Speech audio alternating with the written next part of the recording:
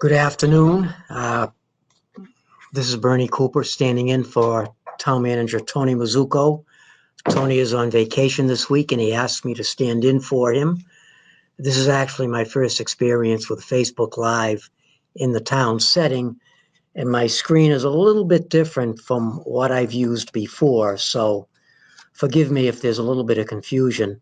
I just want to thank Joe Collins in the office for helping trying to make this as transparent as possible. I want to begin today very quickly. We had a conference this morning with the Board of Health with Sigal Reese, our director of the Board of Health, and Norwood's numbers have essentially stayed very, very low. There were no new confirmed cases in the last week. The week prior, there were 4. So the numbers in the community continue to be very, very positive. I know that's not necessarily the case statewide. There have been some communities that have experienced some problems with pop-ups. Overall, the Commonwealth's numbers are still very low, although they've been increasing over the last couple of weeks at a very, very small amount. But here in Norwood, we're doing quite well. The only other item that came up, Sigal wanted me to remind people that this is both Triple E and West Nile virus season. Norwood is still considered a low-risk community. The hotspots have been down in Plymouth County, particularly in the Middleborough Carver area. And that's kind of in keeping with what has been happening historically. The earlier cases seem to pop up in the southeastern Massachusetts. But it's not a major concern here, but we want people to realize that this is the season for Triple E, particularly. Number 2, we had a storm, obviously, earlier this week. The tropical storm Isaias came through. And just so that everybody understands what happens when we get notification of a storm, all of the departments begin to take preparations depending upon the kind of storm, the kind of forecast. And in this case, for example, the Public Works Department begins to move. It's a wind event. They begin to move things such as downtown dining, some of the umbrellas. They begin to move things indoors or to take things down so they don't become a problem. We notify our tree contractor. We'll notify other emergency contractors to stand by. And in this case, we may hold people over. The electric light department does the same thing. They will hold a crew over, depending upon when the storm is projected to start. And that's exactly what happened in this particular storm. It got very, very windy in the late afternoon. And by the time I went home in the early evening, things were beginning to pop. And I have a report from the electric light department. They were probably the busiest in some respects. There were a number of power outages in the community. And the hardest hit area, whether it's by coincidence or not, whether there was a higher concentration of winds, was in the area of Nickel Street between roughly Winter Street and Bond Street to, say, Vernon Street and Manhattan Street. There were several trees down in that area along Florence Avenue, along Beach Street, which runs parallel to Nickel Street. There were a number of trees down in that area, including 2 poles. But virtually all of those individuals were back in service that evening.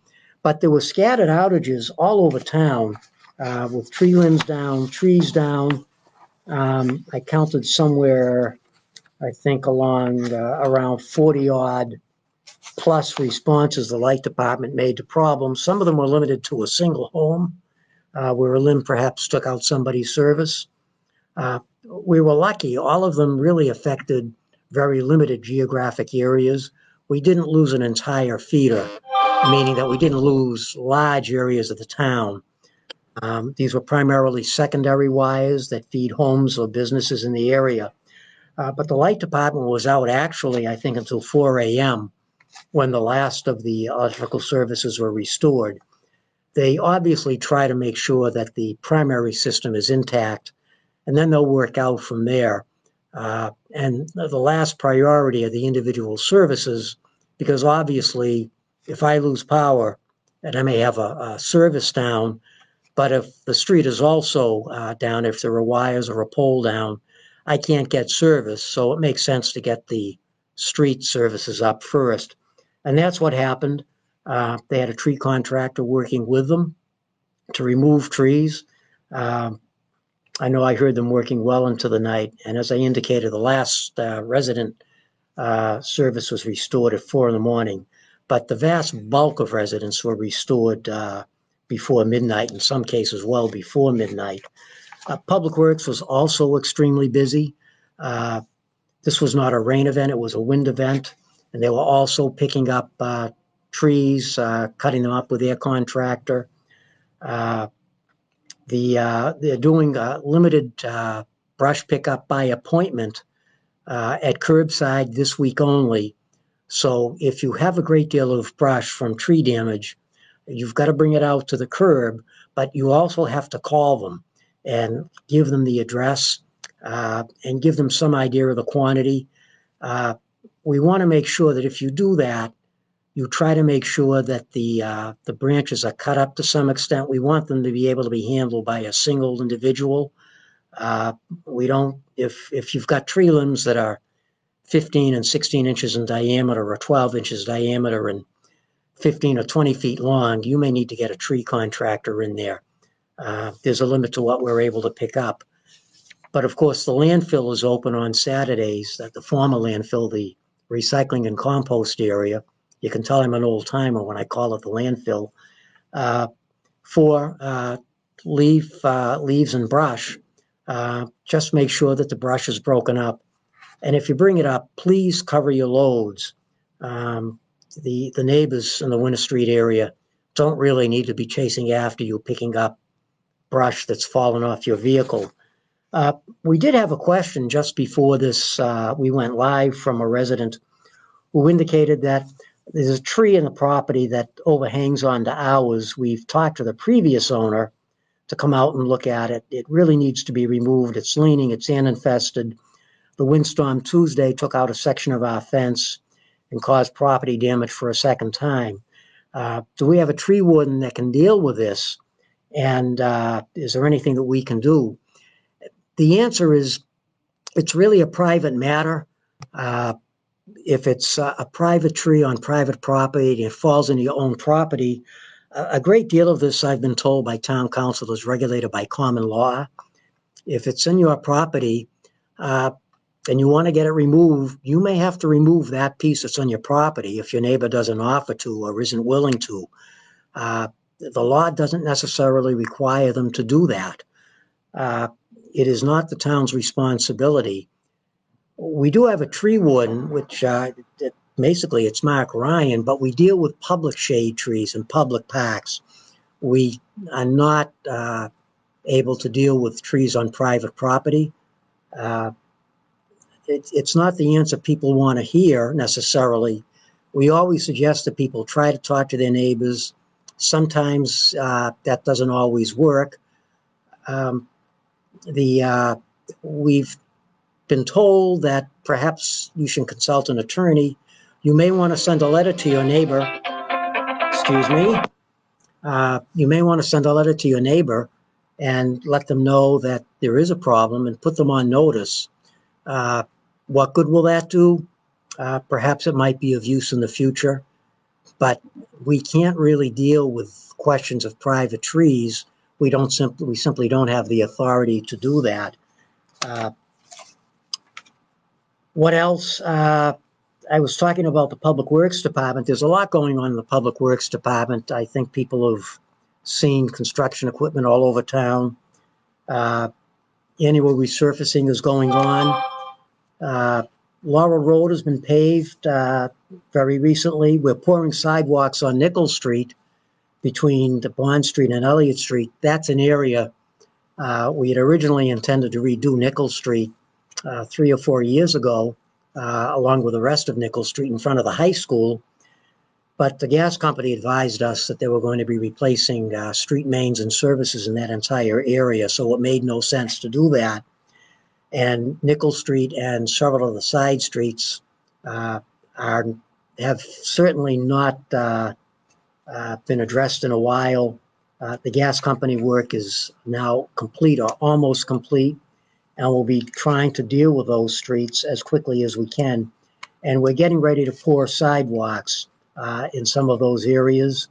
We're also prepping sidewalks on Prospect Street between Prospect Ave and Pine Street. And we're going to start milling and paving that area of Prospect Street on August 17th, which is next week, I believe. The Dean Street Bridges project, it's going well. It's on time. We know the detour is a tough one. There's some inconvenience. We know that there were a couple of businesses in the area. We've tried our best to accommodate them. We want to try to keep the pizza shop and the frame shop. We want to be able to maintain traffic to them. But some people nevertheless think that the signs really don't mean it, and they perhaps don't apply after dark on a weekend. But the Dean Street Bridge is blocked. There is a 12-week construction period. As I said, so far it is on time, and it's going well. The Sumner Street, Union Street water main project, that's a project that was approved by town meeting as part of an agreement with the town of Sharon for an emergency water connection in that neighborhood. The connection benefiting really the town of Sharon, but it's given us the opportunity to bolster the water system in that neighborhood, to do some cleaning and relining work, to increase the size of a couple of mains, to reflect growth in that area. It's something that was in the long-range plans, but probably would not have occurred for several more years. But in order to be able to provide sufficient water to the town of Sharon in an emergency, we felt that we had to do some work in that neighborhood. So that is going to begin August 10th. We're going to be replacing an 8-inch main on Sumner Street with a 12-inch main between Route 1 and Union Street, and water services on parts of Union Street and other parts of the water main. So that's going to be a project that will take several weeks. It will go into the fall, but it will certainly benefit the neighborhood. Absolutely no question. Parking lots, we're redoing most of our municipal parking lots. The Talbot lot today, I saw them at noontime putting the binder down. We had stripped out the pavement last week, so the binder will be on that lot, hopefully by the end of today.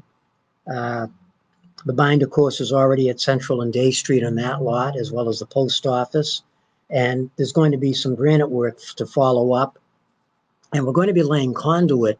One of Tony Mizuko's goals is to try to get some electrical charging stations for future EV use in those lots. So we're putting the conduit in now so that if we choose to go forward with installation of charging stations for electric vehicles, we don't have to dig up the new lots. So that work is ongoing. It will be complete certainly before the end of September.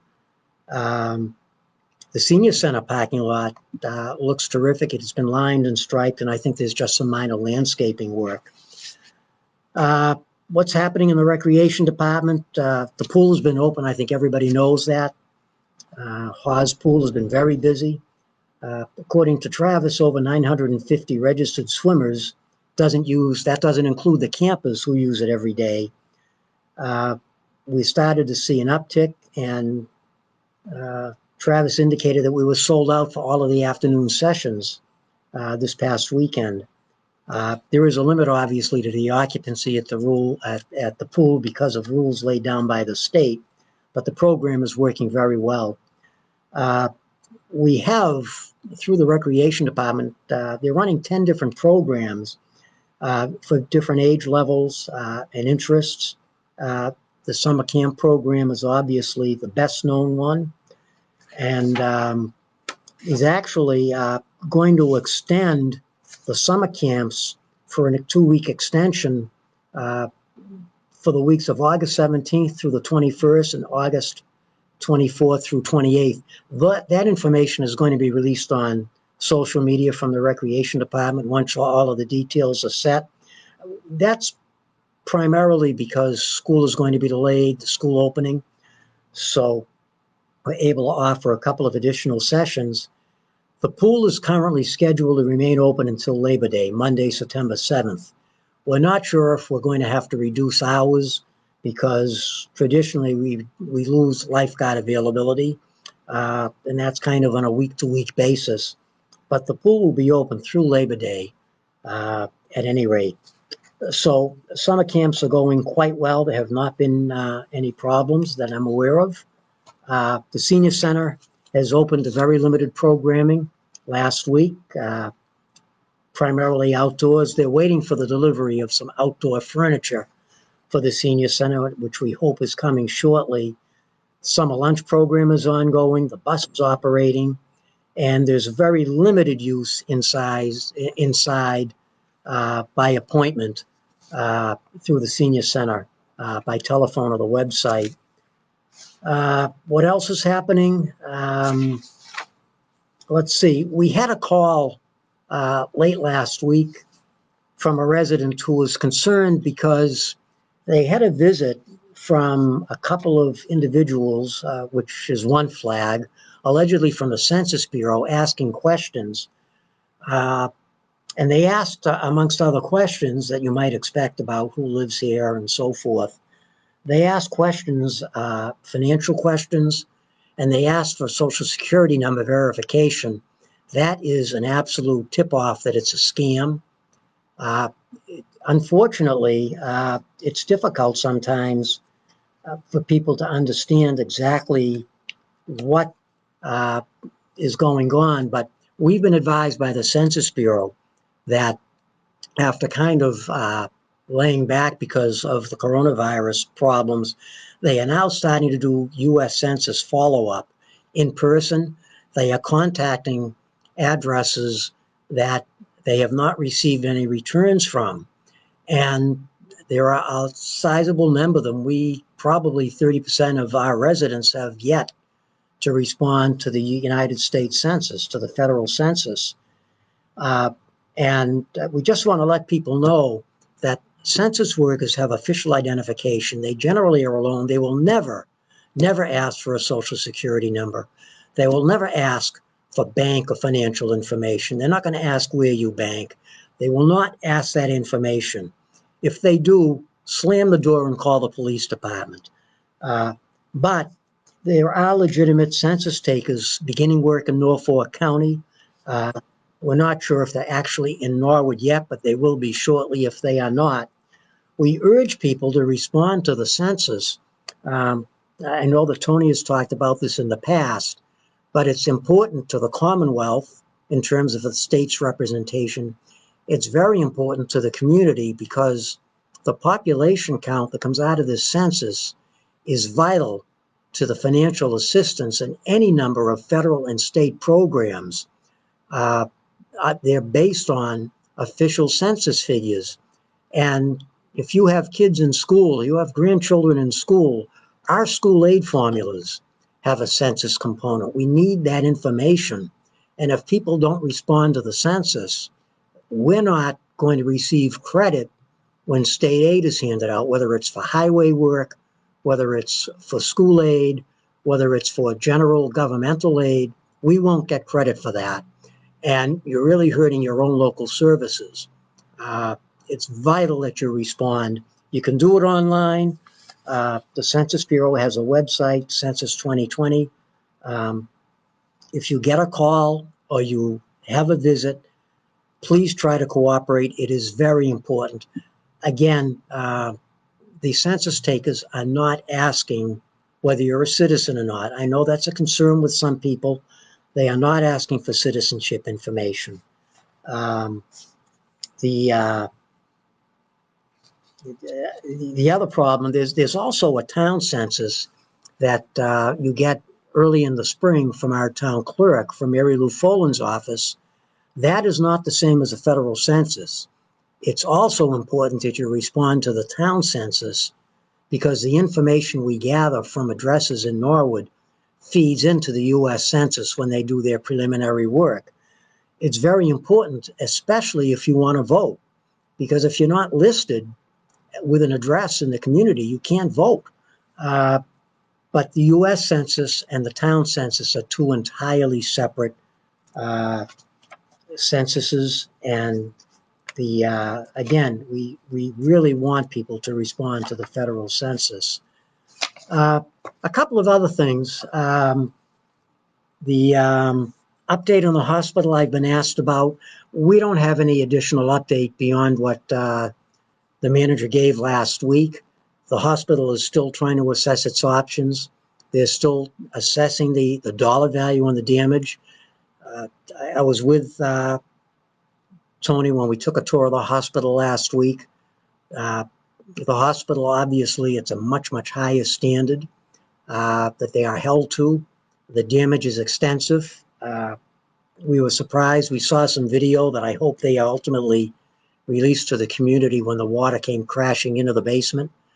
It was taken by their monitoring system. Thank God nobody was actually in the basement in the area when the water came crashing in, because I think there might have been some serious injuries or fatalities. So we don't have an update. We do know that their first priority is to get the emergency room up and running. We hope that'll happen sometime this fall.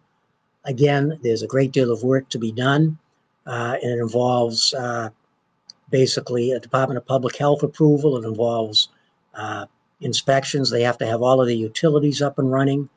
There are occupancy considerations for even a segment of the hospital that have to be satisfied before they'll be able to do that. But we certainly hope that they'll be able to get that up and running. And then they're going to feed out from there with other services as they're able to, while they're making the decision on whether or not they undergo a full-scale renovation or perhaps a tear down. I think many of us would like to see a tear down and a replacement if it's feasible, because we're not sure that we'll ever be able to guarantee the community that a similar event would not occur again. This was a very unusual event. I have a long perspective because I've worked for the town for so long. I think many of you may remember the flooding at the Norwood police station in 1998. Ironically, it was also in June. Very similar situation with a dramatic cloudburst. But until that point, it had probably been 25 or 30 years before the town had had a similar downpour of heavy, heavy rain in a very short period of time. These events will occur again. It could be tomorrow, it could be next week, it could be a hurricane this fall, or it could be in another 50 years. We just don't know. So we would love to see the facility replaced if possible, because we're not sure how they could defend themselves against a similar occurrence. But that is not the town of Norwood's decision. We certainly will cooperate whatever the decision was, because we know that the community needs that health facility back online. And they very much want to get that health facility back online. So that's good news. What else? I want to give a couple of shout outs if I could. A bunch of things have happened over the course of the last few months. I'm not sure that Tony has talked about them, but the Mustang Food Pantry, we ran a community food pantry. I think all of you know at the high school. Cindy Durain, who was the vice principal of the high school, kind of asked us to try to provide some assistance to families in the school community, and it became a community-wide effort. And there were a sizable number of volunteers involved. Jerry Miller, our retired rec director, was the coordinator for the program. Jerry agreed to come back. And I noticed a lot of familiar faces from Norwood Day, but it was a wide sector of the community that helped. And I'm not going to mention everybody because I don't even know everybody. But Jerry worked very closely with us. He worked very closely with Kerry McCarthy, the senior center director, particularly with senior centers, but Kerry had a number of contacts. We worked very closely with the community food pantry, the ecumenical food pantry on Chapel Street. The pantries, our Mustang pantries, last distribution was at the end of July, and we're on hold. We're waiting to see what happens with the economy, with the coronavirus. So far, the food pantry has seen some uptick in demand. They've been able to handle it. The situation with the Greater Boston Food Bank and providing the food pantry has eased dramatically. We urge people to continue to make donations to the Ecumenical Food Pantry. They are doing a terrific job. I want to give a shout out to Paul Angelo. Paul, I think many people in the community know him, the proprietor of the Colonial across the street from Town Hall. Paul fed all of our volunteers at the community food pantry. He basically provided pizzas for us a couple of times a week for those volunteers who were out there sweating, doing all of the work as volunteers. Paul simply provided the pizzas. Nobody asked him, he just did it. He asked when people were going to be up there. He said, have somebody pick them up at 11:30 in the morning, and I want to thank Paul. I think the volunteers want to thank him. People didn't do it for the pizza, but it certainly helped the cause dramatically. So thank you, Paul. Somebody else I want to thank is another local resident, Michael Rezak. And Michael, I hope I pronounced your last name correctly. Mike lives in the Callahan School District. He has a couple of kids at the Callahan, but he and his brother are proprietors of town business systems down in Kerry Place here in Norwood. They deal with commercial accounts. It's not a place that most residents would be aware of. Kerry Place is off of Dean Street near Route 1. But we were able to procure some temperature scanners for our buildings. They were in very short supply. It turned out that they had been able to secure a supply, and they provided them to the town at cost. They were expensive, but they provided them at cost. We could not obtain them at all. They simply were not available. We appreciate it very, very much. And Michael, as I said, I did not know Michael before this happened. He called us blindly out of the blue, asked if we had a need, and we said yes. And they were extraordinarily cooperative. So just a shout out to Michael, and thank you very, very much. What else? Tonight, I think many of you already know this if you're on Facebook, but there is a community discussion with the Norwood Police Department, presented jointly by the Police Department and the Norwood United for Peace and Justice Committee, which has done a number of community events. It's at the Town Common tonight from 5:30 to 7. It's an open forum. Members of the Norwood Police will be there, including Chief Bill Brooks. They're going to cover topics, policies on the use of force, taser use, working with the mentally ill. You'll be able to ask questions.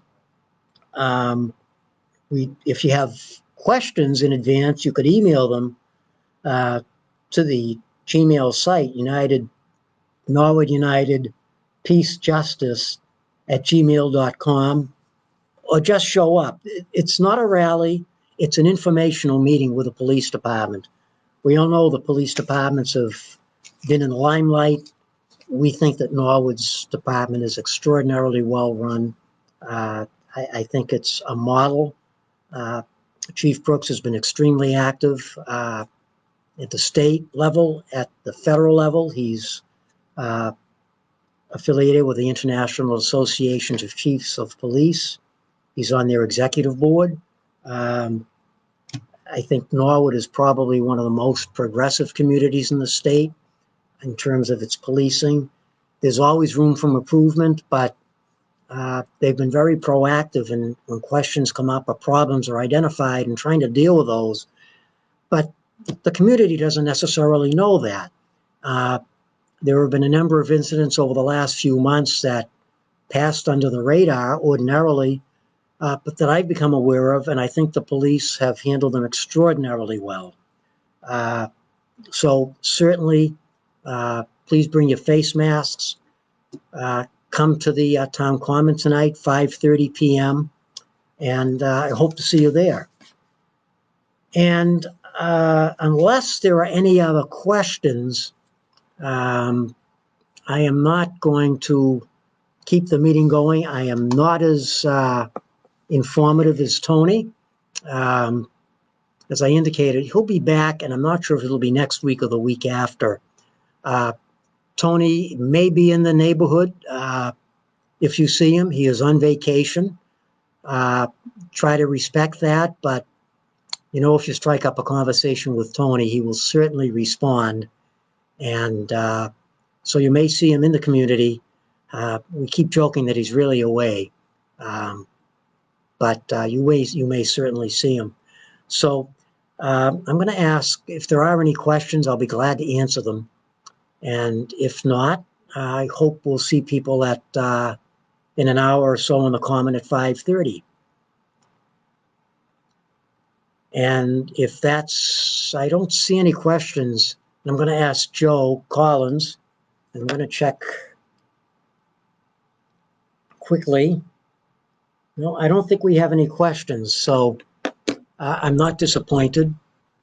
And thank you very much. And we'll see you tonight, I hope, and perhaps next week. Thank you.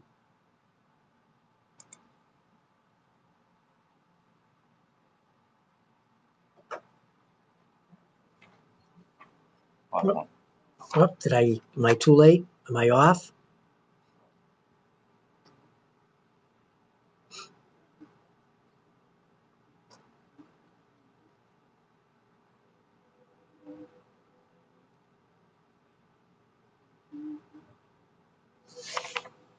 I'm off, Joe?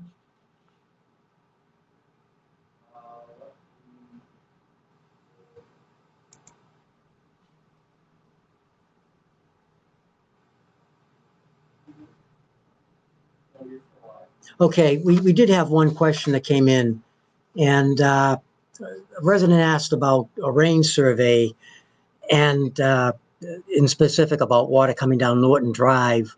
It's corroded, washed away the sidewalk and a lot of the loom strip. And she's right. And this storm, if you're on a downhill slope, has done a lot of damage.